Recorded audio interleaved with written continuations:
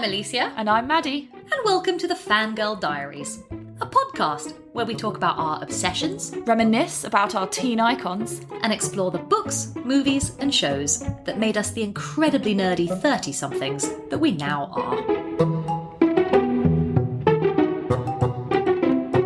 All right, hello! Hey, everyone. I was so tempted to do the theme tune, but it would just peter out and be extremely lame. But it is hard to introduce another Buffy episode without doing the meow, meow, meow, meow. And it's season 3, so they've upgraded the soundtrack. Yeah? Did you notice this when you went from season 2 to season 3? Every time I switch between the two, I'm like, the titles have got, they've remixed it. I didn't notice. It's had an upgrade. It's had an upgrade. You normally notice it in retrospect where if you now go back and watch season 1, it sounds so clunky. That's fair. And you're like, oh, it really needed the extra guitar. Yeah, well, it's gotten a bit more flashy this season. It has, hasn't it? We should address that this is a slightly new structure for us. So we have decided to break Buffy, the epic that is Buffy, it's 7 spectacular seasons, into some chunks. Yeah. And last time we spoke about seasons 1 and 2. Yes. The intro, the setup, Our first interactions with Buffy and how we first watched it. Yeah. Absolutely. And now we're going to get into the real detail of season 3. Yeah. And then do you think going forward we'll do maybe 4 and 5 together and then 6 and 7 or something like that? I was actually pleased when you messaged me and were like, I think we can just do season 3. And I was like, yes.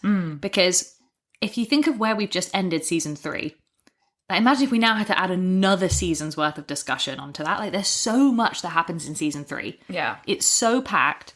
It's frequently rated as one of the best Buffy series, as in one of the best seasons. And I think 4 and 5, and we'll get there, sort of work together. Now we're going to look ahead to the college years. Yeah. And how's that going to work? 3, and we'll talk about it, we'll get into it, but 3 did almost feel like an ending. If it hadn't succeeded and they'd ended it with season 3, it would feel complete. Yes. Obviously, there's still amazing stuff to come, but if it had gotten cancelled after 3 seasons, you would have felt like that was a satisfying ending. I've never thought of it that way, but you're right.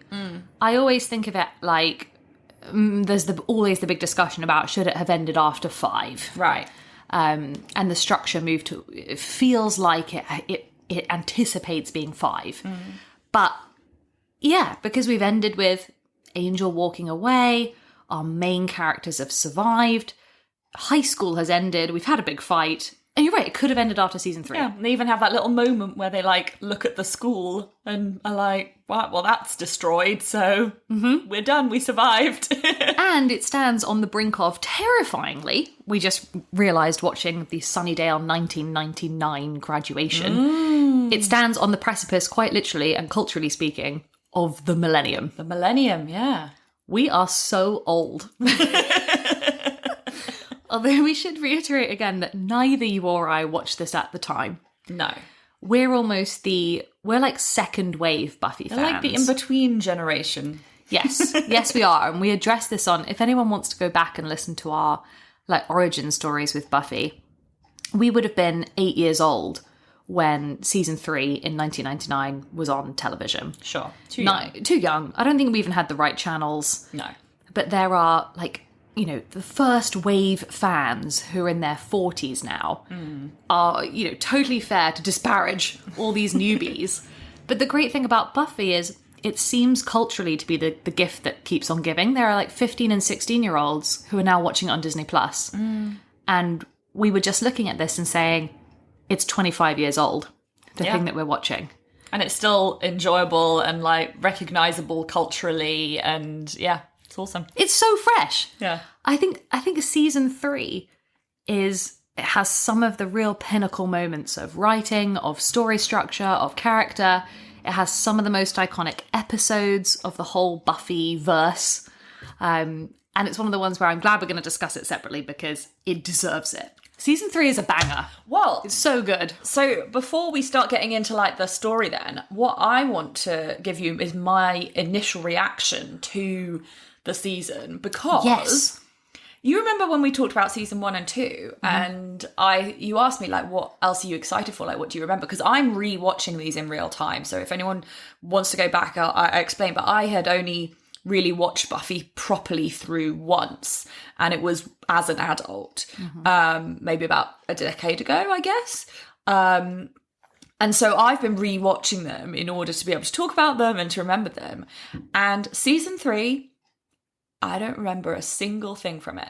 Season 3? This season, Like, Maddie, that could be a problem. I'm just looking at that's what we're doing. I remember it now, but as I was watching it, rewatching it, none of it came back to me. Oh, I see. Whereas season 1 and 2, I was like, I remember the stuff with Angel, like having to turn evil because he had sex with Buffy. I remember these characters. I remember the library. I remember these interactions. Season 3, nothing. I didn't remember it at all. And you remember at the end of last episode, you asked me what I was excited for. I was listing off stuff that happens in like the future seasons, like Spike and Tara, and like there's like, I remember like Anya becomes a big thing. Yeah, I remember these flashes of like the like musicals episode, all this stuff that happens like way later. I remember, and I remember the early seasons. This one, I felt like I was watching it for the first time. For a really panicked moment, I thought you meant after having literally just watched the finale episode and us sitting here with our quite detailed notes on season 3, that you were going to be like, just can't remember it. I have nothing to say about it. I have nothing to say. I have absolutely no content for today's podcast. No, but it was fascinating to me that, like, yeah, it felt like I was watching it for the first time. When I was rewatching it, I weirdly felt similar. The super early iconic stuff, you're right, the early Angel stuff. In my mind, early Buffy is always Buffy with the season 2 cropped hair. Yeah. So for some reason, you're right, season 2 ends up being a reference point. And some of those really big moments that you mentioned are later and are coming, which is why Buffy is so worth persisting. Season 3, maybe there was something about whatever age we were, or like what it was when we came back to watch it. I always remember that it has faith in it. Yeah. And that this is Eliza Dushku's like season. But otherwise, every time I watch it, I'm like, oh, it's the one with the mayor. Oh, yeah. I get several episodes into it and can't remember who's the big bad, who the particular love interests are. And then I do. But you're right, it's sort of a bit of an odd one out. But I think it's a banger. So we have to kind of pick up where season 2 ends on a really dramatic moment. We have Buffy kill Angel. Yeah. Very sad. Yeah. He is sent to a hell dimension. And she leaves Sunnydale. Yes. And I remember always at the end of season 2 thinking, that's going to be so annoying.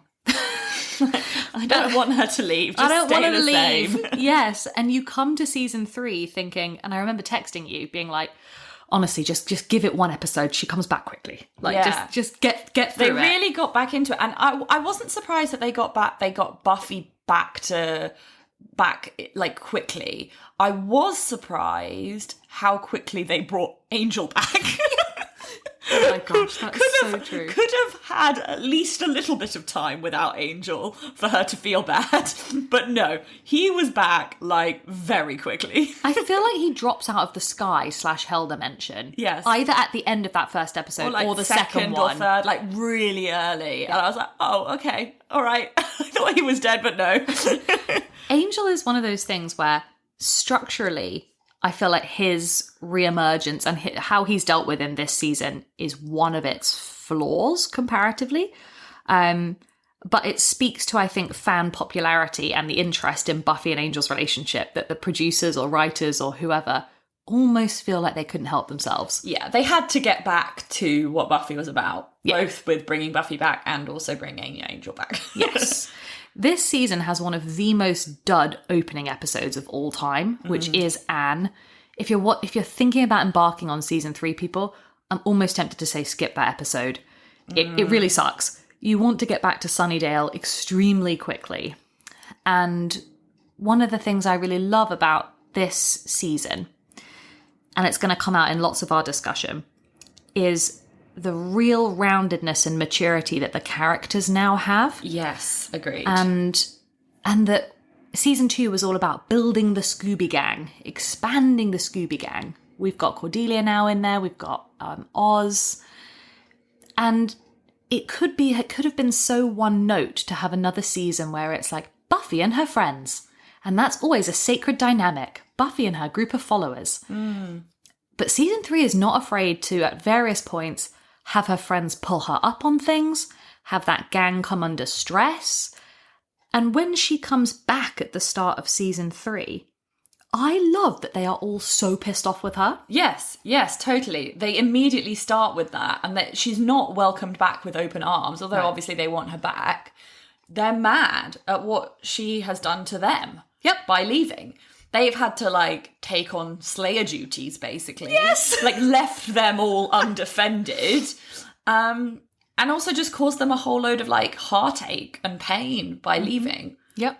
She leaves and she doesn't phone, she doesn't... Yeah. And maybe this is now showing my age, but as I started to watch it again, I feel sympathy with people like Joyce. Yeah. Who are like, she's you acting didn't write. like a child. Yeah. I mean, she is a child, which we sometimes forget, but she really is acting like a child. Yeah, she takes off and all her friends really lay into her about, you can't just do that to us. Yeah.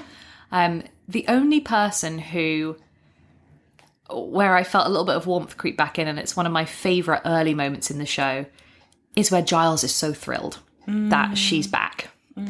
And he takes a tiny aside moment where he just smiles to himself in his apartment. He can hear them all laughing and scraping and stuff next door.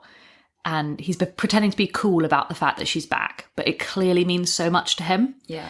And it sets up a whole dynamic which is going to be at play in season 3, which is the relationship of Buffy and Giles, which is another one of my favourite things of the show. But it starts also one of the moments of brilliant sort of interaction that goes through the season, the Joyce-Giles dynamic. Yes. Because Buffy sort of has two parents. Yeah, for once. For once, yeah. Joyce starts season 3 knowing she's the Slayer. Yeah, which is brand new. Spike let it slip at the end of season 2. We had the whole, but honey, have you tried not being the Slayer? So Joyce is sort of involved in this season. Yeah, and she kind of is always like towing this line between, like, she's actually remarkably understanding of Buffy having this like double life, and she does support Buffy in it, but also is like yearning for Buffy to be normal and trying to pull her back to normality in loads of different ways. Yes, the supportive mask slips anytime there's a chance that Buffy might be able to relinquish being the Slayer. Yeah. Or Joyce is particularly excited by the idea that Faith, who we'll get to, could take over. Yes. This becomes even more evident when it seems like Buffy could go to college. Yeah, and she's like, well, if you could leave Sunnydale, like, surely someone else could do it. Yeah. Like, you've got so many opportunities to do other things with your life. Yeah. And there's a little bit of a continuing tension through the series with a bit of a contest on Buffy's time with Giles and Buffy's Slayer duties, which can't be helped. But right at the beginning, when Buffy is still missing, there's that really pointed exchange where Giles has said to Joyce, you mustn't blame yourself. This isn't your fault, Buffy being gone. And Joyce says, I blame you. And I always remember watching that thinking, God, I forgot that. Well, she's pointing out that, like, he was the adult in the situation who knew what was going on and who put Buffy into the situations that she was in. He enables the whole slaying thing to happen, he's the one that and should be taking more responsibility. Yeah, and it's a tension-filled relationship because Buffy has to sort of split her time and attention between these two people that I would actually say she almost loves on equal footing. And we have the absence of her dad, obviously. Okay, so the season takes a little while to settle, but then I personally feel it has a different level of sophistication from the other ones. It has a through narrative that is more developed than some of the others. While I love Spike and Drusilla, The Mayor narrative feels clever in a slightly different way and runs all the way through the season.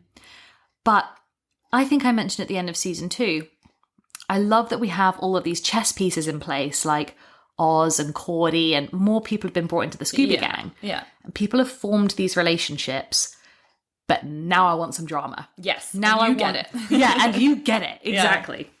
Yeah. Season 2, which is the first fully fledged, like proper 20 plus episodes season, really, when you watch it back, has the capacity to deal with Buffy and Angel. And that's about it. You get a bit of stuff from the others, but not really. Yeah, nothing that's like emotionally meaningful. No. In season 3, it's almost like, okay, we've had Angel, when we're going to come back to sort of all their relationships, but we're able to extend our interest to like the wider friendship group in a more sophisticated way. Yeah, definitely. And I think those relationships all feel really fleshed out and like more...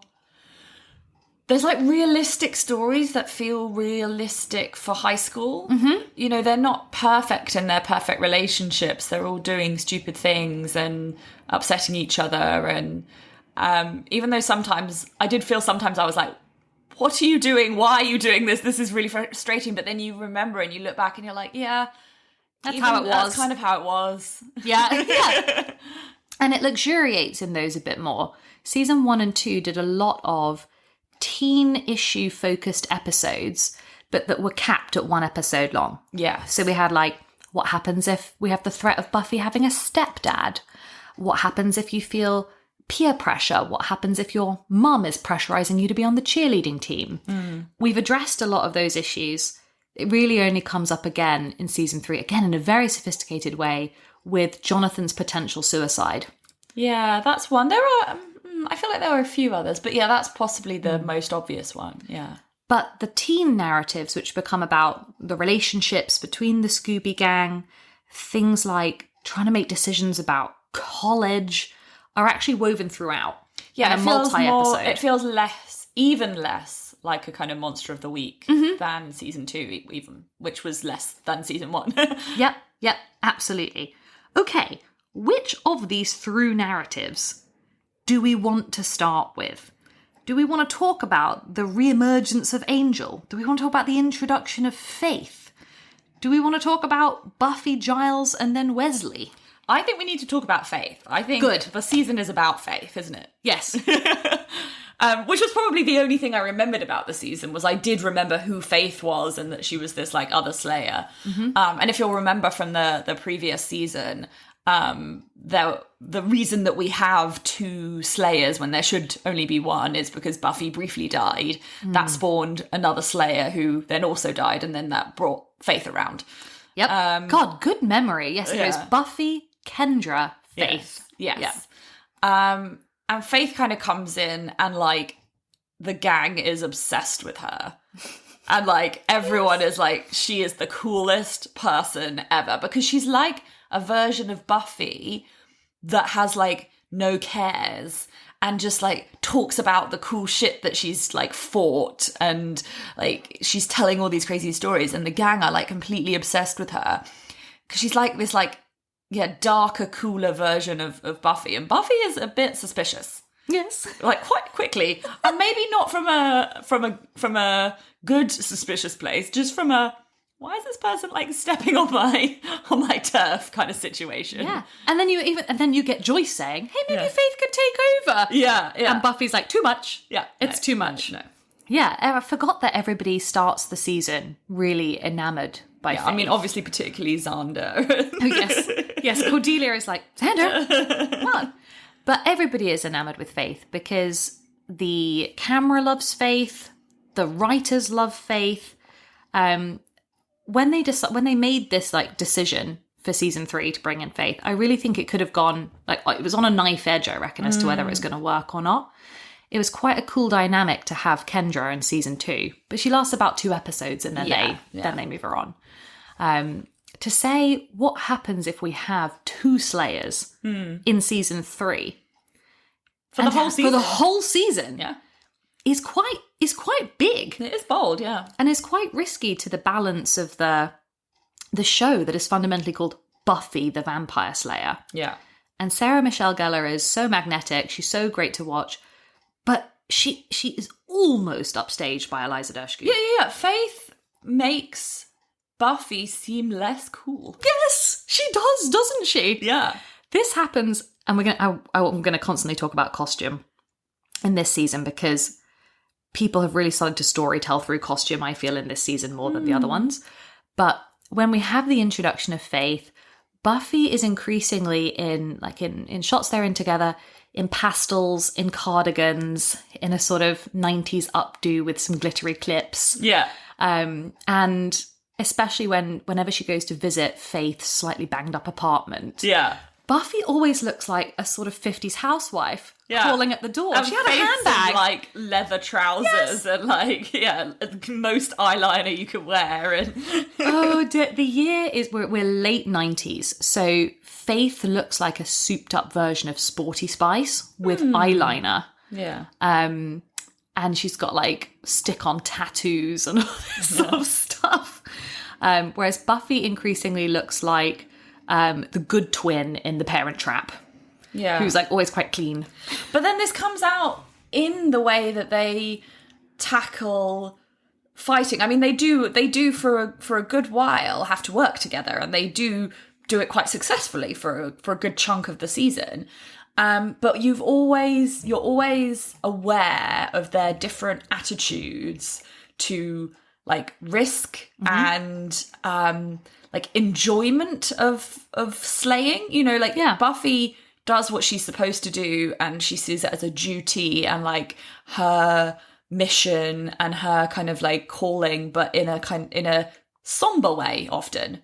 Whereas Faith, the comparison is Faith, like, relishing it. Yes. She loves slaying, she loves partying, and she loves, you know, telling the stories of all of those things.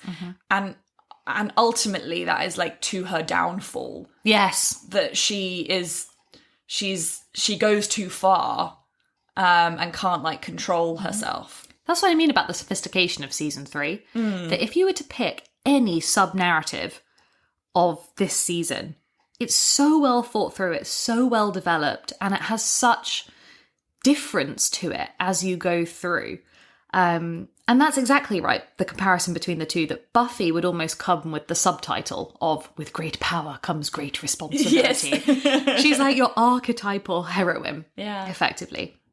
Whereas Faith is on a bit of a power trip. Yeah. Loves being the Slayer. Almost too much. Yeah. Has a taste for violence. She doesn't really work by any rules. She's a bit of a renegade. Which makes her fun for a while. Absolutely, yeah. But it can't last. No.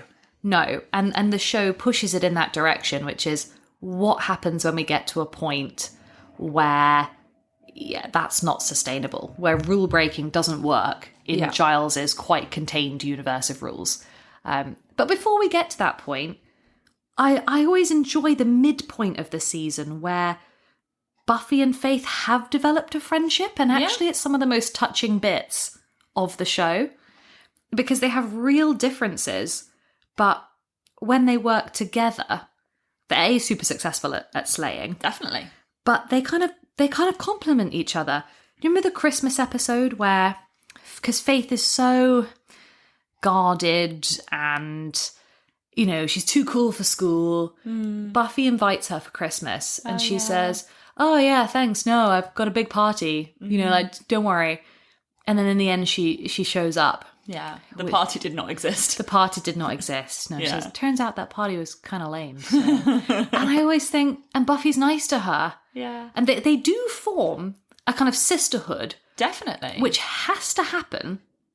Otherwise, the tragedy that follows the turning point wouldn't be sad. Yeah. You have to believe that Buffy and Faith, actually as a team, are really awesome and had a genuine friendship. Yeah, and I think Buffy then, even, I mean, we maybe we can just go into it. You know, essentially there's a turning point, right, where Faith does something evil. She kills an actual person. It was by accident. Mm-hmm. She didn't mean to. She didn't think it was a person. And Buffy immediately sees this for what it is, which is a super serious incident that, like, we need to work through, and this is a real problem. But Faith is so flippant about it, and you can almost see that it's not that it is hurting her, but she has to just like push it away for her own kind of sanity. And this turning point basically is the point at which Faith loses it and she can't cope with it. Yeah. And I think Buffy takes it so seriously and really desperately wants to help Faith and save her from this path and stop her going down this path. Not just because she's a good friend that wants to help Faith for Faith's own sake. I think it's because Buffy sees herself in Faith. Yes. And sees how easy it could be for her, Buffy, to fall down a bad path if she doesn't look after herself. And so she's kind of like desperate to save Faith, because if Faith can be saved, then Buffy can be saved. But if Faith can't be saved, then like maybe Buffy's also in trouble. This is deep stuff. I never thought about Faith as like the more evolved sort of dark Buffy in many ways. It's hinted at when they, you know, you get that brief hint of peer pressure where Faith wants Buffy to like cut class and come dancing with her and go shoplifting with her and all of that. But you're right, she is a more exaggerated version of where slaying can go. Yeah, because Buffy does enjoy herself sometimes. She does enjoy going out and fighting a few demons and vampires or whatever. And I think she kind of sees that, like, if she allows that to become her whole self, then she would become Faith. Yeah, who doesn't really have meaningful relationships, who doesn't really have a sort of base or anything. But the season had to come up with something big enough that put these two characters on a different path. And it's that Faith kills a human man and reacts to it differently from Buffy. Yeah. And that needs to happen because it splinters us into the last third of season 3, where, and again, I forget it every time. I'm like, Faith effectively turns to the dark side briefly. She joins the Mayor. 100%, fully. Brilliant storyline. What did you think when Faith teamed up with the Mayor? Like, kind of not surprised somehow. But yeah, it was a big moment. And it kind of made sense. It kind of made the whole Mayor storyline make sense. Yes, it did. And be better. Be better, yes, exactly. The Mayor had been this, like, kind of weird shadowy figure throughout the whole season that you're like, oh yeah, he's going to do something evil. And he had his, like, evil sidekick guy as well. Mr. Trick. And you're kind of like, yeah, these guys are kind of evil, but I can't see where this is going. And then as soon as it was like, oh, Faith is joining up with him. Yes. This is the whole point of this storyline. Yes, it completely turbocharges the last third of the season and gives more purpose to the big bad, because the Mayor is sort of a fun baddie. Like a lot of the Buffy baddies, he's quite enjoyable. Yeah. He's funny. He is similar to the Master in that he has great one-liners. As I was watching it again now, it's like, God, he has real Trumpian moments of like this really weird, slightly unhinged politician figure. Yeah, power figure. Yeah. With very bad hair, who is slightly orange. But like all the great Buffy villains or the great Buffy characters, they often get better if you put them in the right pairing. And his banter with Mr. Trick sort of wasn't really going anywhere. That's fine, but he had some minions. Yeah. But the minute you pair him with Faith, now we get an interesting dynamic. There is always a sense through the season that Faith is subtly envious of Buffy's relationship with Giles. Yeah. And her relationship with Joyce. Buffy has relationships. Yes. Faith doesn't have relationships, really at all. And so then what do you think of the Faith-Mayor dynamic? It's quite emotional. It is emotional, and you can see why Faith because obviously initially she just joins the mayor just because, but you can see why she ends up staying and why she becomes so dedicated to him is because she's looking for a father figure. I think she talks specifically about having lost her parents at some point. And so she specifically is like, yeah, it's very clear that he is filling the role of father. He like brings her gifts and is just like kind to her, pays her attention in a way that even none of the gang have, the gang have paid her attention in this kind of like admirational, oh, you're so cool kind of way. But Giles has never paid her any genuine like affection in the way that he does Buffy. And she just gets a real, or at least from her point of view, what she sees as a real kind of father-daughter relationship from the mayor. Yeah, it starts to mirror the Buffy Giles Watcher relationship, the Watcher Slayer relationship.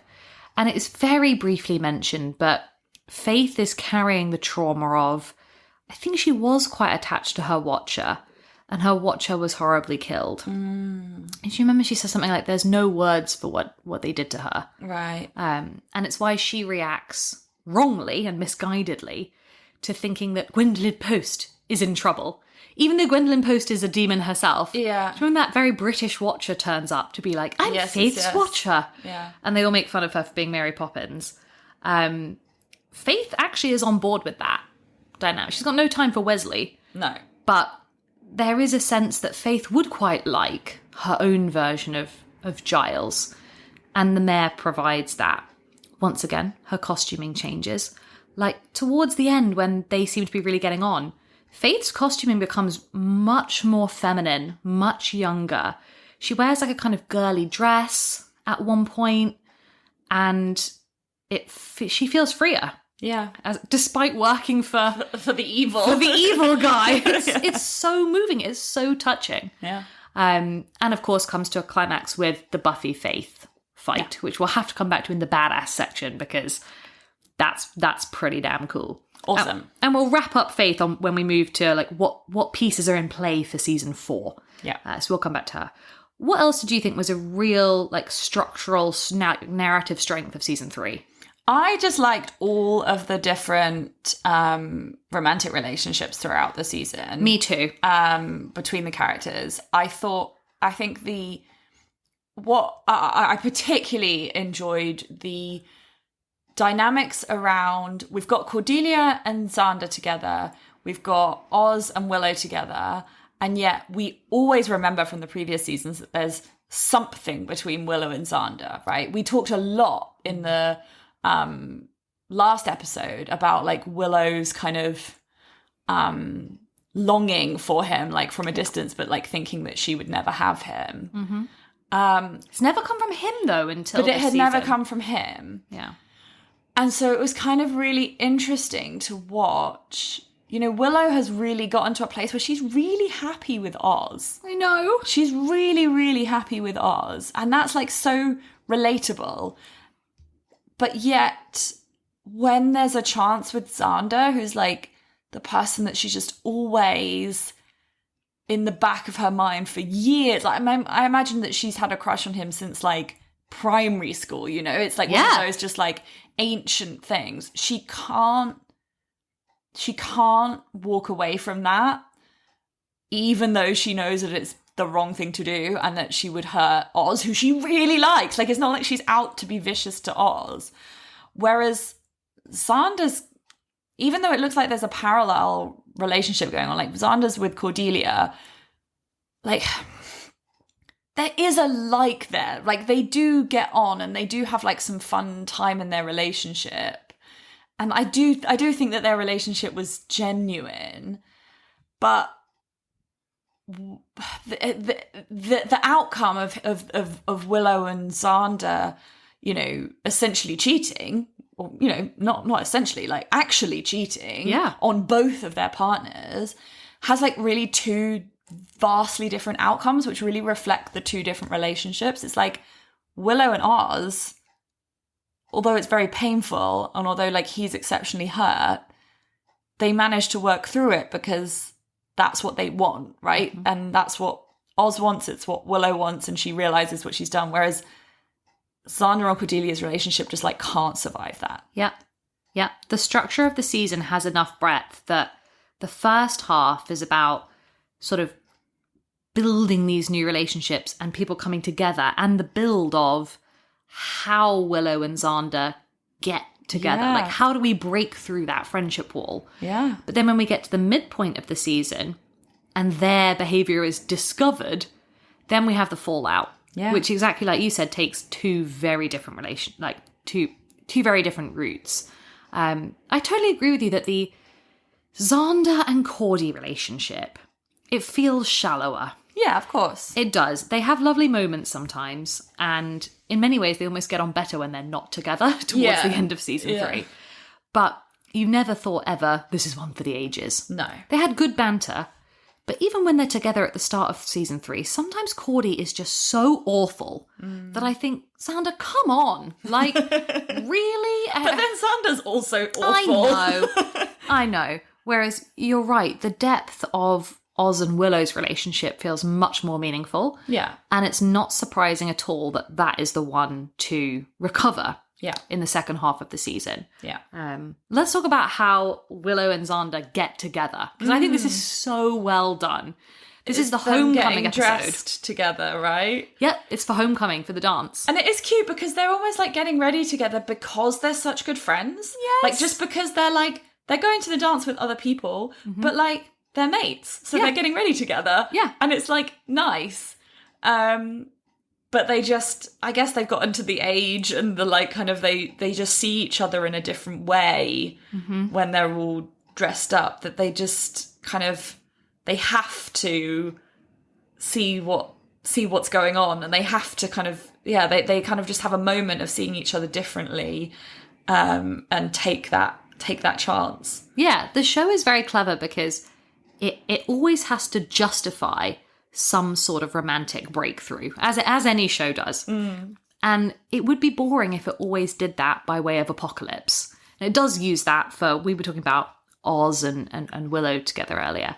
Their kind of, the rationale behind their sort of sex scene, if you will, is the apocalypse. Yes. And it would be very easy for there always to be some sort of demon and for two people to kiss. Oh, I'm so scared and sad. We better get together. Yeah, exactly. Yeah. But I feel like the show's mature enough to go, we can develop the Xander-Willow relationship with there being zero demons involved. Yeah. And this is just a high school narrative of, exactly as you say, what if two people just like look at each other in a slightly different way? And it's when Willow emerges in her homecoming dress. Yeah. And Xander's in his suit. Tux, yeah.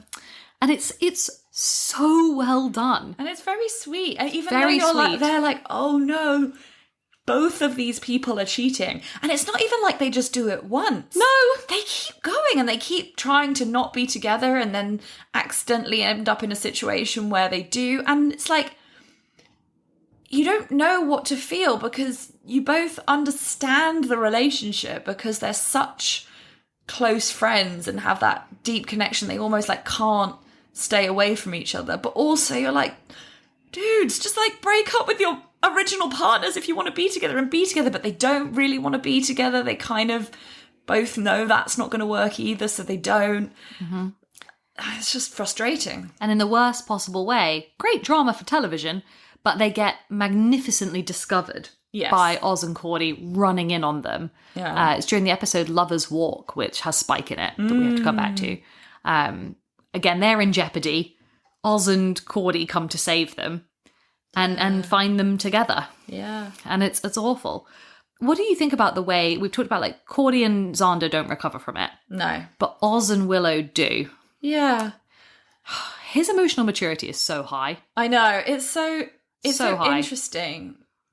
I'm not sure I could like confidently understand why Willow, like, why. I think Willow is the one that I can't fully understand all of the motivations for. It's like normally you'd expect her to have enough kind of maturity to either have, oh, we had a moment with the dress and the suit and we kissed, but like we're done. I'm happy with Oz, but yet she can't quite do that because she's just been obsessed with him for so long. And yet she also doesn't want to be with Xander. Like, she could have taken the choice to be like, this has happened a few times now, I'm going to break up with Oz, let's be together. And she doesn't do that either. And I find that kind of really, she's probably the one that I don't quite understand. I mean, she's just happy with Oz, I think. But I think the show also a little bit feels if it got sort of Willow and Xander together as like a long-term item, that would create more difficulty. it would get stuck. It would get stuck, and we need to expand the group. We need other people in there. We need to put these people back into play. Effectively, we have to have the drama of Xander sleeps with Faith, which is brilliant. Yeah. And this has to carry on. We have to enter season 4 with a bit more flexibility. Yeah. But I'm not sure I always fully understand Willow's choice of Oz or Willow's choice of, just not calling it out and being with Xander. Yeah. But the writing that is given to Oz is... because sometimes his dialogue can be so erratic and so sort of, we just watched the episode where he said, like, maybe we could attack them with hummus or something. Yes, he's a bit random, isn't he? And Willow calls it out when they end up sleeping together just in the penultimate episode. She's freaking out because they're all going to die. And he's just, acting in this very Oz way that's like, it's slightly frustrating. You're like, what are your emotions? Like, what are you actually feeling? And obviously Willow and Oz do really care about each other, but he is a kind of strange character that I don't quite fully... it almost feels like, and this is probably looking at it with hindsight, it does feel a bit like Willow and Oz might think that they really love each other and are in it for the long term, but maybe we know that that's not going to be who they end up with. Yes, we know that they're not endgame. Yeah. And you're right, we do know that because we know what we know. Yeah. And it's so good that the show is going to get like even more sophisticated in that sense. But there are these moments where Oz is given almost like Winnie Holtzman level-esque dialogue of saying some things where you think, God, that's so well scripted, that's so mature. And it's slightly out of tone with like the other high school students. Yeah, he doesn't act like a high school student. No, I know he's a year older than them, but that's not the reason. But there are times when we've had the fallout of Xander and Cordy and the fallout of Oz and Willow. And Willow's trying to talk to Oz, and he says to her very calmly and very politely, you know, I've told you what I need, which is that I need you to stay away from me. Yeah. So either you're not listening to me, or you're just trying to talk to me to make yourself feel better. And that doesn't work for me. And you're like, oh shit. You're like a grown-up. Whoa, you're like a grown-up. You've like had some therapy or something. Yeah, it's so therapized. That's exactly right. And their discussion when he says he's sort of ready to try again with her is in so mature. It feels like an adult talking to a child. Willow can't believe the like bone she's been thrown. By Oz saying, you know, I miss you. I feel like there's a limb missing. And he acknowledges the depth of her feelings with Xander. He acknowledges that that's not going to go away. Yeah. He doesn't ask her to like not see Xander No, which would be anymore. a classic in this kind of situation. Yeah. It's like, I don't want you to ever see him again. And then that becomes a big conflict. And do you choose the friend or your boyfriend, whatever? Yeah. None of that. None of that at all. Oz just, I'm just putting it out there that Oz has a different level of emotional maturity from basically everybody in this group. Yeah. But those are those three narratives. Okay. Yeah. What can we talk about when Spike comes back in? Yeah, I love like one episode, right? It's one episode, but it's one of the best episodes of the season. He's basically gone deranged. Yes, he has gone completely insane. It is a comedy performance from James Masters, and it's one of the things that it's basically his audition. I always think for season 4 onwards, and it totally works. Yeah, the producers watch that back and are like, that episode had an energy that we just need more of. Yeah. We just want that back because a little bit like Faith, he's a disruptor. Yes. He's such a good time. He's more fun as a bad guy or even as like, you're not sure if he's a bad guy, than any of the big bad guys in the rest of the season. There is nobody else that is like the mayor, as we've said, is like he only becomes interesting because of Faith, and like and Spike just like makes those things better. Like I even remember, like looking back to season 2, the reason that Angelus worked was because it was played off of Spike. That is exactly it. And that's what the show is so good at doing. That's my point about it, putting people into the right dynamics with each other. Yeah. Where you think, I could watch this all day long. Yeah. So Spike comes back in because Drusilla has dumped him. It's such a good premise. She's run off with a chaos demon. Oh no. Have you ever seen a chaos demon?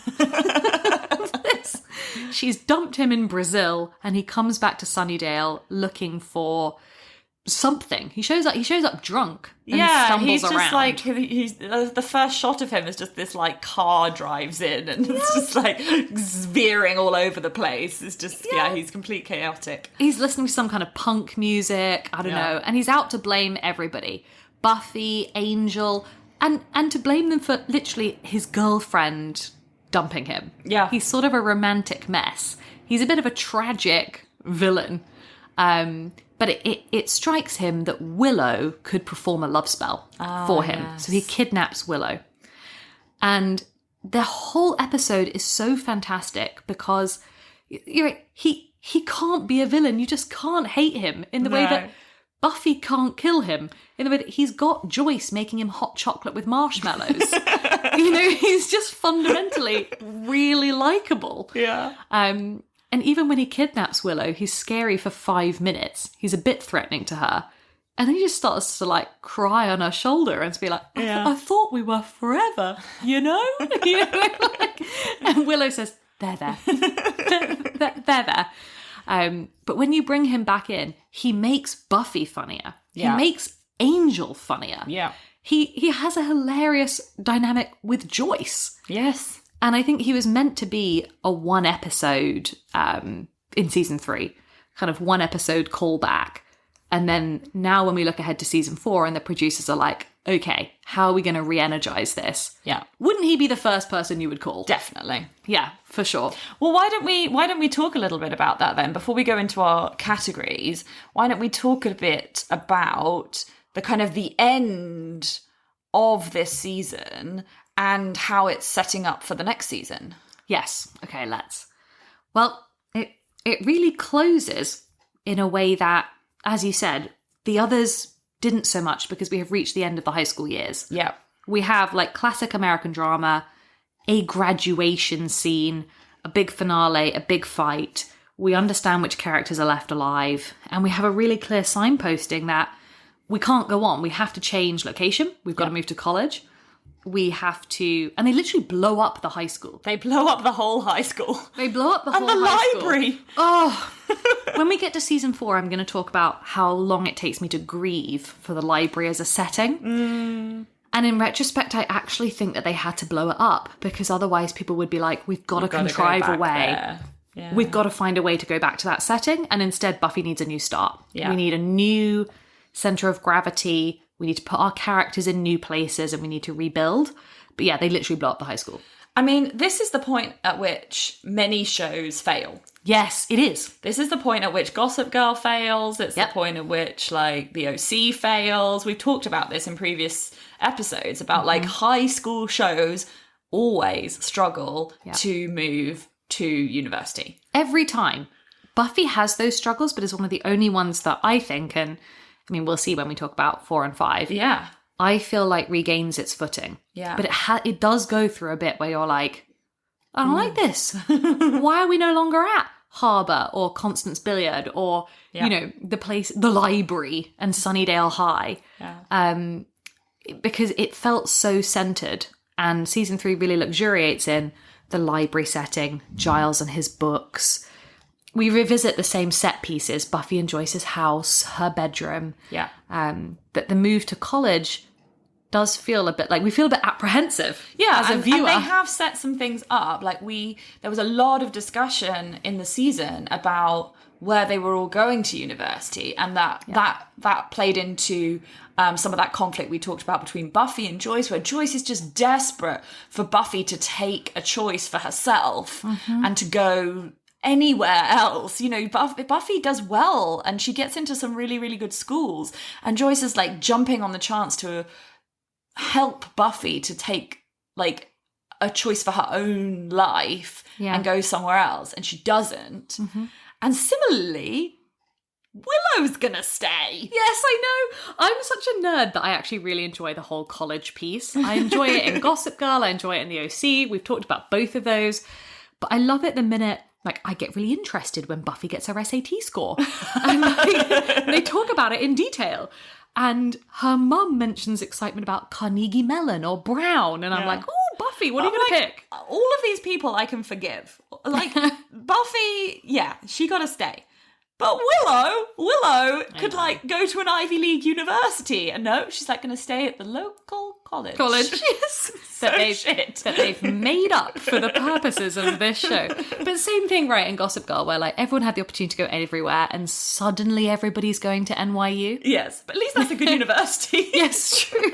Yeah. Sunnydale College. I'm like, I care about these students' academic achievement. Yeah. I know Willow wants to become a great witch, but she could do that whilst also being studying, Harvard, like, history or, like, ancient civilizations at a really good university. You're going to die, though, when it gets to season 4 and they do go to college. It looks like the most well-funded college that's also a made-up college. Like, it's enormous. And then you think, wait, but we've been in Sunnydale for 3 years. Why have I never seen this college that's like 15 times the size of the high school ever? Maybe where was this? One of the other things we should talk about as we're talking about this transition from school to university is we should talk about the prom. The prom. Okay. So this is where I like that it does all the high school traditions. I like homecoming, just to tick that one off. Like, I like that Buffy and Cordy fight over being the homecoming queen. Yes. That's and good. Then don't get it. And then don't get it. No, not at all. And yeah, then we get the prom. Yeah. I find that episode hard to watch because I find it really sad. Yeah. It's one of the most moving moments of Buffy. Yeah. I think the whole thing. And I think I really enjoyed it, partly because it really leans into... We kind of talked about how in the first couple of seasons it kind of gets ridiculous, like the amount of stuff that happens in this town, in this school. Why is nobody noticing? Are they noticing? People just die all the time, all of this stuff. And they just went with that for all of the 3 seasons. Yeah. And it's at the prom that they actually acknowledge that, like, people are noticing. They do know. That people die all the time. People die all the time. Crazy shit happens all the time. And they notice that they're being saved all the time. And other shows with supernatural elements spend a lot of their time trying to explain away why nobody knows about the supernatural stuff. Yeah. Like, there'll be, like, memory things that mean people forget everything that they've seen, or, oh, so-and-so, like, these certain things can't be seen. Like, so many contrived different ways in, like, Supernatural and, like all sorts of shows. And Buffy is never bothered with any of that. No. It's just like, yeah, stuff happens, everyone sees it, and they go about their day. And the prom is the point at which the rest of the school community acknowledge what Buffy has been doing every single episode for, the last 3 years of their life. Yeah. And they don't just go about their lives, they actually take a moment to appreciate her and the fact that she saved them a million times over. I loved it because it was so unexpected and so creative. And it has all the elements of a brilliant high school prom episode. Like, there's lots of funny relationship stuff going on. Buffy, though, herself feels very down, doesn't she? Because it's right at the middle. It's right at the point of Angel and her deciding they have to not be together. Yeah. And that relationship is going to have its natural close. So she's sort of down at the prom. Yeah. And unexpectedly, Jonathan gets up on the stage and presents her with the Class Protector Award. Yeah. And I can't take it. I gotta not cry talking about it. And he does that speech about how people have noticed weird stuff to like people getting maimed, people getting decapitated, people getting this, but that always Buffy is there to, in some way, help. And they present her with the little umbrella. Yeah. And she is so moved, and Giles is so moved. Yeah. Because it's unexpected. And nobody really appreciates her normally, like day to day. She just does what her job is. Yeah. She effectively is a bit of a crap school kid. Like, Snyder's always telling her off. She's not particularly standout in class. It's one of the reasons she wants homecoming queen so badly, because she realizes that, like, she says she doesn't matter there otherwise. Yeah, nobody really, like, cares about her in school. No, she misses the yearbook picture, and it gets her down. She thinks, I want to remember that I went here. Yeah. And the payoff for that is the class protector award at prom, for sure. The only other time, just to reference it briefly, because it's another clever thing of season 3, is, you said it's weird that the students often don't acknowledge that all this mad stuff is happening. Yeah. Same with the town. And it comes to a head in that very clever episode. It's the one called Gingerbread, where Joyce forms Moo. Yes. Yes. Ah, the Satanic Panic episode. Yes. It's like, what is it, like mothers opposed to the occult or something? Buffy's like, nice acronym, Mum. But that's actually the one that I was thinking about when we were talking about, like, episodes that are used to talk about other things. And that was absolutely very much a response to movements in the, like, 80s and 90s of Americans who were, like, convinced that high school kids were, like, doing really bad, dangerous things, occultish things, and it was called the Satanic Panic. And it's like, I mean, it still goes on to this day, but like in the 80s and 90s was absolutely everywhere, with like parents being convinced that people that played Dungeons and Dragons were actually summoning demons, and like, it became a real thing. And there's all sorts of, people who genuinely got sucked into really horrible situations where, like, maybe somebody had died and it was unclear how, and people were being accused of genuine, like, satanic practices because there was this massive, like, furore in the US about this idea that teenagers especially were practicing the occult. Yeah. And it was very, very clearly like an episode talking about that, and it was really interesting to see. Yeah, and it's one of the great moments of, what if we push a dynamic that you, the viewer, thought was really safe, and to a place where we destabilize it? Like, we've just got used to the fact that Joyce knows about Buffy being the Slayer. She's kind of cool with it. Yeah. And the episode even starts with her showing up on patrol to be like, you want a snack, honey? She's like, get him. And so Joyce has become a bit of a cheerleader for Buffy being a Slayer. But in that episode, she oversteps the "it's a secret" rule. Yeah. You can see them all think, oh shit, maybe we shouldn't have told Joyce. Like, maybe we didn't realise how much of a problem This could be Joyce is by having this knowledge. Yeah. You see Willow's very damaged relationship with her creepy mother that's very high school and very, her mother's just horrible.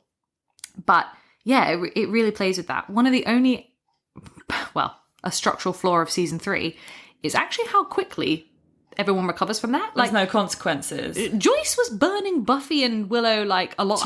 To death. Yeah. And I know she was being controlled by those little demon children, but the next episode, Buffy's like, hey, Mom. Yeah. I'm like, Buffy. Can we remember?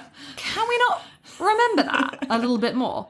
Whereas the flip side of that, to go into just one more kind of narrative dive before we get to our categories, because I don't think it fits in them, is the season does not forget the pain that Angelus caused in season 2, and really metes out that punishment through the season. So whereas Buffy gets over Joyce trying to burn her within about 10 seconds, it takes everybody about half a season to get back on board with Angel. And I mean, Xander basically never does, because he never liked Angel to begin with. Yep, pretty fair. But Giles is the most painful one of those.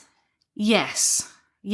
And his being back opens up one of the biggest rifts between Buffy and Giles in this season.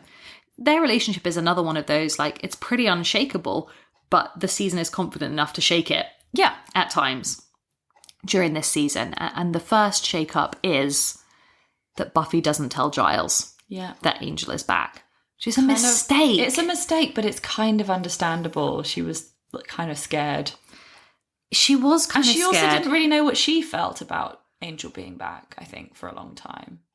Yeah, you're right. God, it's so well done because you can kind of see it from her perspective. Yeah. But I love that episode where the gang find out that Angel is back. And it's that classic thing of it's worse for the fact that she's not told them. Of course. That it's been discovered. Yeah. That was when I messaged you being like, I'm on the bit where Willow's like, Giles, no one's doing the I statements. Yes. They confront her. Yeah. And again, the gang are like, this is not cool from you, Buffy, collectively. Like, we were all tormented by this guy. He didn't come after you, he came after your friends. That's us. And she looks to Giles for support, and he gives her that real dressing down of saying, need I remind you that he tortured me for hours for pleasure? And I think at one point he says, you have no respect for me or the job I perform. And whenever I watch it, I feel told off. Yeah. I'm like, oh, but Giles, can't you see it from our perspective? Yeah. God. As you said, it's a real moment between the two of them. Yeah. Where he feels incredibly let down by her, which is reversed in one of the other brilliant episodes, Helpless, where Giles has her do the test on her 18th birthday. Oh, yes. Yeah. I find that a really hard watch. Yeah. A really hard watch. The Slayer sort of law is that on the 18th birthday of the Slayer, should they live that long, they are asked to undergo a test where they're trapped in a sort of situation where they're immobilized, their power is taken away, and they have to fight a foe. Yeah, but the point being that they have to do this fight without any of their special abilities or powers and strengths. Yes. So she just is a human. Yeah, she's effectively disabled. Yeah. And it is the Watcher that has to disable their Slayer. Yeah. By effectively injecting them and poisoning them. He's been secretly secretly taking away her powers and lying to her when she asks what's going on, and even just the way that he like dismisses being worried about, she's worried, she's like, what if this doesn't come back, shouldn't we be trying to find a way of fixing it? I don't understand. And he doesn't even go along with it. He just says, oh, I'm sure it'll be fine. Like, he's very dismissive, and I guess that's because he doesn't know what to say. But yeah, it's really painful. I hate it as a viewer because I always want to see the Buffy Giles relationship protected. I'm almost like the show can sacrifice anyone else but not Giles to me. I'm like, their relationship is the most important. And it's such a clever episode because you're reminded from the beginning that Buffy has an absent father. Yeah. It's her birthday. They were going to go and see the ice show. Yes. But do you remember her dad cancels on her? Up. Yeah. Again, they didn't need to put that detail in, but they did. And she even says to Giles about the ice show, it's the kind of thing that a Watcher would take their student to, or their daughter, or their Slayer. She wants to go with Giles. Yeah. And it's in that episode that he confesses to her that he's been poisoning her. He's been disabling her. Yeah. And she is furious. Yeah. She says, who are you? Don't talk to me. Don't touch me. But I think your reaction that, we want to protect this relationship, it kind of proves what we've been saying throughout the whole episode, which is that this series, this season in particular, works really well because even those like really, really great relationships that we fully trust and we know are going to be okay, it has the strength to put them through real challenges. And those relationships become better, not just for the people, but as a viewer, those relationships become more sophisticated and more interesting because they are genuinely challenged, not in like a surface level way, in like a really meaningful way. Yeah, absolutely. And then in the same way that Buffy dying generated Kendra and then Faith, if we fire Giles and the council fires Giles, now what are we going to do? We're going to have Wesley. So Jesus. All of these things have an even better consequence to them. Yeah. And it's only through introducing somebody notably crap that everybody is reminded of how great Giles is. Yeah. And how much we should protect him. And everyone's like, well, Giles can't be fired. Fired? What? Like, it's just, it just can't happen. And they bring in Wesley. Yeah. Okay, shall we go to our categories? Let's do it. And it's literally categories because my cat is sitting on our categories. But that's fine. Our first category is the thermometer level. Oh, yes. Okay. Maddie, I can't remember what rating we gave seasons 1 and 2. I was trying to remember. Can you? No, I don't. I think it was a kind of middling, but like high in that we enjoyed the Buffy Angel kind of tension and sexual tension, but that ultimately, you know, it's high school level romance. Yes. Rather than anything more. And I would actually say this season is probably quite similar. Angel and Buffy spend a lot of their time kind of back and forth between like whether they should be together. And then like for a whole load of it, they're like just together, but in a kind of, well, we can only kiss because we've established that if we have sex, then like bad things will happen. So we'll just kind of be kind of friends, but also like we like each other. And it doesn't have as much like you probably could have in a more adult series. I could see that going towards like we really, really want to have sex with each other so much. We're so desperate, but yeah, we can't. It doesn't really go there. No, which Chuck and Blair do much better in Gossip Girl. Yeah. If you remember a lot of their sort of exchanges, you're right, it does stay in the high school space. Yeah. It takes Buffy a little bit longer as a show to turn that up a notch. Yes. And to really move it to a different level. And like Angel's still hot. Yeah. He's like often shirtless and attractive. He's always shirtless. He's either always shirtless or wearing like what can only be described as like a tailored overcoat. I was like, which is it? You're either in way too many layers for California. Yes. He's doing like a black turtleneck and a black sort of dress coat. Or he's shirtless. And that's great. But I actually don't think that I felt as strongly about their relationship in this season as I did in the previous one. No, nor do I. Season 2 to me is the canon Buffy Angel. If you are a Bangel fan. Yeah. I'm not. I'm a Buffy fan, but that's coming. Then that really is the canonical season 2. Yeah, like they spend a lot of the time just kind of nicely together. Yeah, it's way more interesting to watch people get together than it is when they then have to navigate their weird relationship. Yeah. And in season 3, I feel a little bit about Buffy and Angel, a bit like my objection to when we spoke about what happens with Xaden and Violet's relationship in Iron Flame, which is I hate a relationship where they spend most of the time talking about the challenge of their relationship. Yeah. I'm like, guys, either sort it out or recycle this character. Yeah.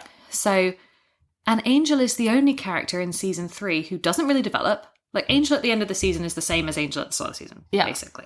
Okay, he's come back from hell, but his characters, we've not learned much. No. Whereas if you think about Faith, like, completely different. And all they really do is, at various points in the season, go, we can't see each other anymore. Yeah. I'm not coming back. Yeah. I won't see you again. And then the next episode, they're interacting again. And I'm like, so wait, which is it? And so how do we feel then about the fact that the end of this season is basically they do just decide and he is gone? I think it's right for the show. Yeah. People who are big Angel shippers would disagree. I think if you as a show were going to keep Angel there longer term, you would have done something more interesting in season 3. Yeah. Or you would have plotted better. You'd have had to have either slowed things down or sped things up or something to make it so that you could continue coming up with storylines. But there wasn't any more storyline. No, or you have to give Buffy and Angel separately different relationships. Yes. That, let's take them away from each other for a while if you're going to try and bring them back. That's like the OC. Yes. Exactly. And you're frustrated that they're not together and they're with these other people, but ultimately that's better because at least you've got some plot. Yes. Whereas it is acknowledged that Buffy and Angel have this slightly supernatural, eternal style love. And so all the show is able to do is let's move these two people out of each other's orbit. Yeah. because we've now got to clear some space. While Angel is there is no room for anyone else in Buffy's, Totally. I even think at points she tries to, like, date Scott, or there's some other crap minor character. Oh yeah, I remember early on, who she like can't focus on, and she like tells Angel that she's like got a boyfriend, and that he should pay attention to this for some reason. It's like, no. And the show tries to create hot moments out of it did this a bit in season 2 anyway, like dreamscapes, memory stuff. They like get married in a dream. Yeah, they have some sex dream where Buffy's in Angel's dream and Giles asks her about it and she's like, I don't know.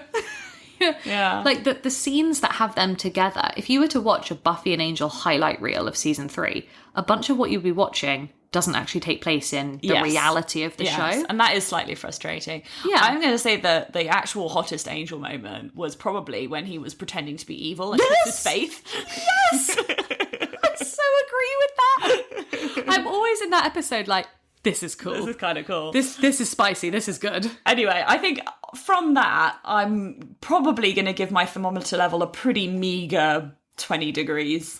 I was going to go 50, but Buffy is going to get, as a show and across the relationships, so much hotter in the upcoming seasons because they can age the characters up. At a certain point, it moves network. It changes its, like, viewer rating. Yeah. So it gets a lot better. But when you watch these ones, you are like, yes, I'm in the high school years. Yes, it's quite a hot kiss with Angel, but that's sort of it. But I do buy Xander and Willow's chemistry with each other. Yep. And there is some, like, really, there's some intense stuff with when Faith jumps on Xander. Yeah. It's like, whoa. Well, actually, that storyline kind of was slightly shocking to me, actually. Like, the second time, she basically, like, rapes him. Correct. She tries to strangle him and it's weird. Yeah. Yeah, she, like, that's too far. assaults him. And I think that's the point at which you realise, Faith has gone, like, really too far now. Yeah, they mirror that scene. So it is slightly comic when she and Xander have sex for the first time. And you think, that's a clever plot point. That's quite funny. And it's treated comically and there's a good amount of fallout from it. But when they restage it and Faith has to be pulled off him by Angel, she's knocked out. Yeah. You do think, oh God, this is a different display of character from before. This, which actually it is in this season. Well done, show. It's moved its protagonists to a sensible age. Basically, all the main characters have sex in this season. We have Buffy the season before with the big Angel storyline, but in this one we have Xander and Faith. Yeah, so unexpected. I think they thought we can't just have like Xander and Cordy or Willow and Oz. But the show is so brilliant in the way that it does it's really subtle. So the scene with Xander and Faith is not subtle, but I loved the reality of Willow cries in the loo. Yeah, afterwards. Even though she's not with Xander, she's happily with Oz. Yeah. It really upsets her. Yeah. And you think, yeah, that's so true. Yeah, it's another real example of that, like, messy feelings that you have at school. Yeah, you're right. She's not with Xander, but it hurts her that this has happened with somebody else. Yeah. And I remember watching that and thinking, oh God, that's awful. And Willow herself does the classic thing of she tries misguidedly to seduce Oz. Again, most emotionally mature person of the entire show. Yes. Who sort of says to her, thanks, but like, this isn't, you don't have to do this. Yeah, this isn't it. This isn't the right. No, this isn't it. Yeah. This isn't the right time. The world needs more Oz's. I'm just gonna put that out there. Just people, we should release a t-shirt like "Be More Oz." The one relationship that is not really a real relationship, but that doesn't age well, I think, is the whole Cordelia and Wesley thing. She's a school student. She's literally a school student. Safeguarding. And he looks like, I don't know what age they're trying to pitch him at, but he looks like he's late 30s. Mm-hmm. Like, he looks older than us. Yeah. And he's interested in a 17, 18-year-old. Like, And I think part of the problem with this was quite common, I think, in older shows where like the idea of a relationship between an adult and like an older high school student wasn't quite as immediately like obviously bad as it is now. Mm-hmm. But I think it only isn't bad because all the students are played by people in their like 20s and older. Like Cordelia looks pretty old. Someone like Anya, she looks like she's 30. Mm-hmm. Like, and I wonder whether in that era we just didn't look at that stuff and notice it because they all just look like adults even though they're not. Yeah. And I think it doesn't help. But you're right, when you strip it out as a like actual storyline, it is quite worrying. And it is in almost every show we've talked about.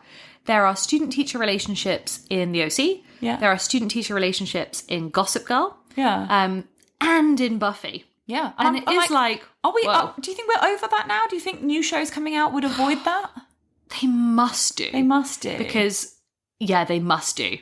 I feel like there is a bunch of things in the shows that were on TV in the 90s and the noughties that you just think that would not be. It's just immediately so weird to me as soon as you start see this like, somebody who's older than us crushing on a 17-year-old. Yeah. You're like, just why? And I've said before that one of the strengths of the whole show is that never, ever, ever does it do that with Giles and Buffy. Of course. Never, ever. No. It completely protects that relationship. Yeah. And puts it in that more paternal space. Yeah. And the whole thing would be lost if it ever even slipped for 1 second, and it never does. No. It gives us the comedy instead of like Giles and Buffy's mum. That has to be in the thermometer section. Yeah.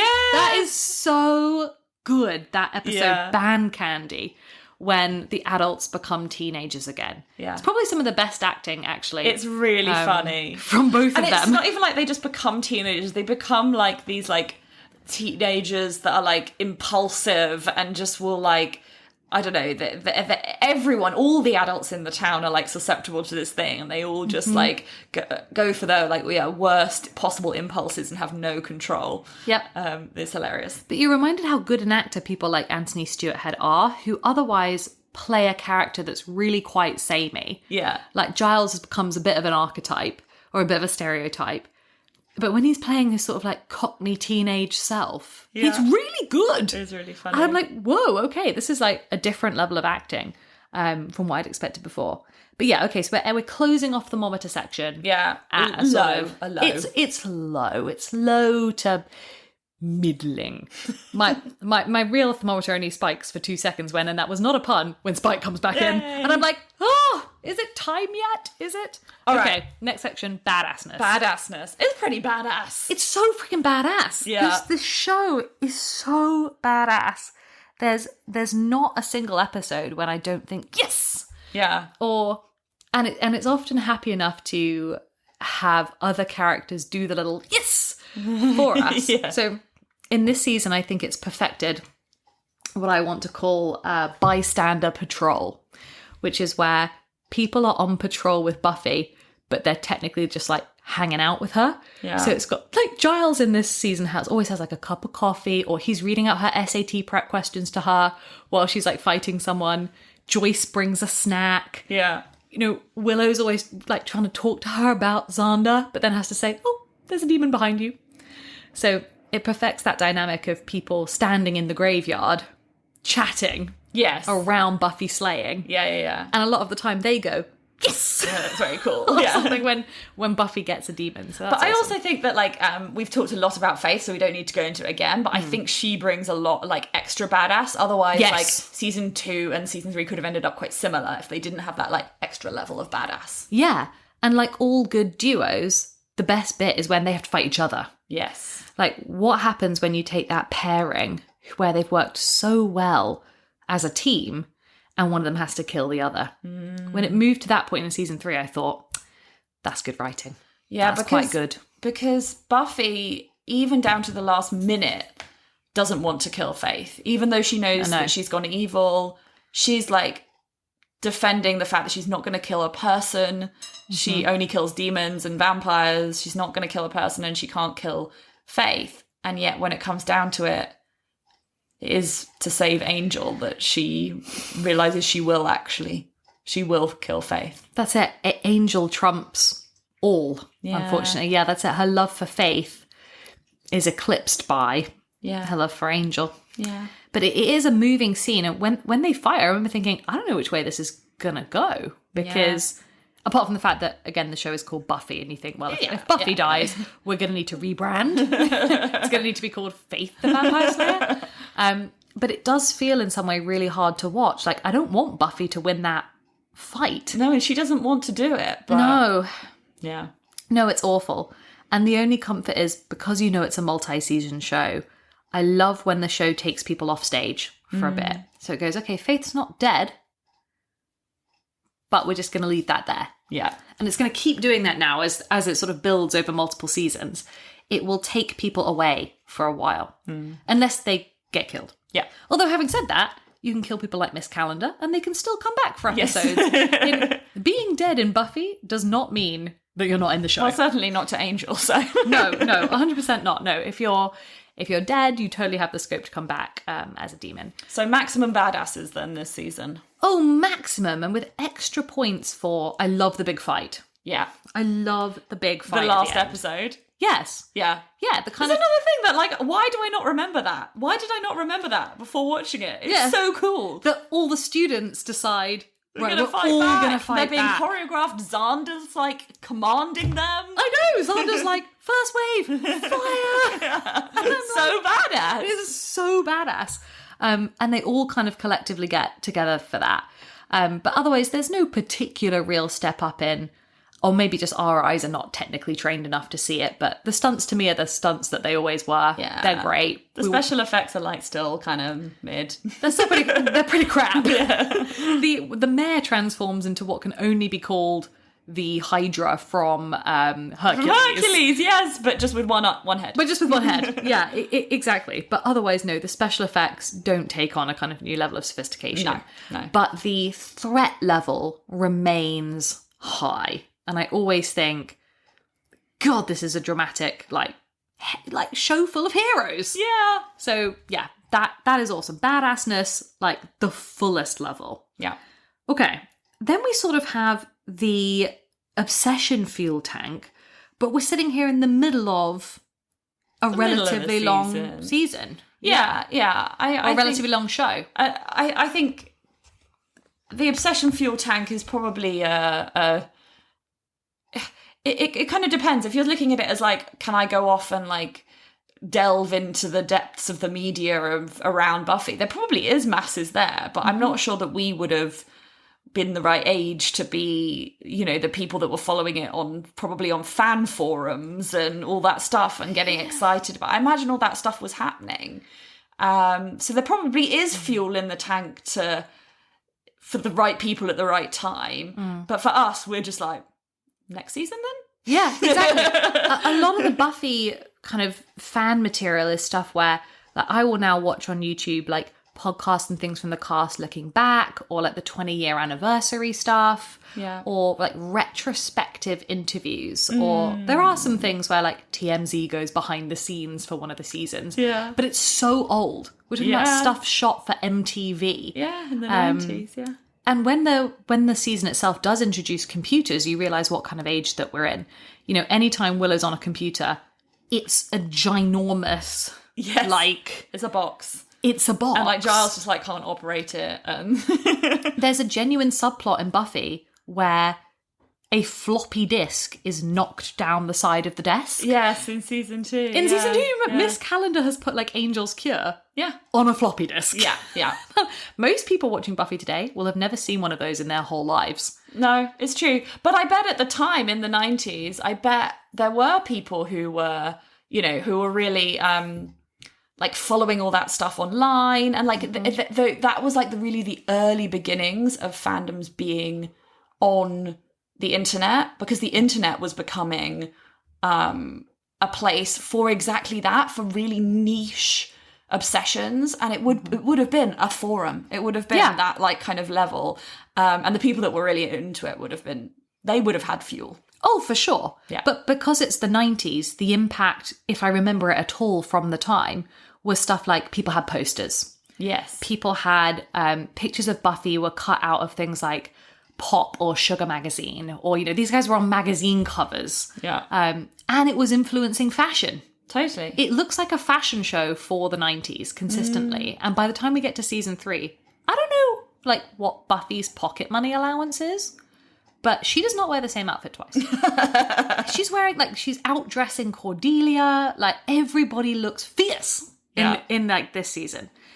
Anyway, so would you go on to season 4? Absolutely. Yes! We will fuel our own obsession tank by watching seasons 4 and 5, and we will come back to you with another exceptionally long episode of the pod Yes. in a few weeks' time, I'm sure. Yes, we will.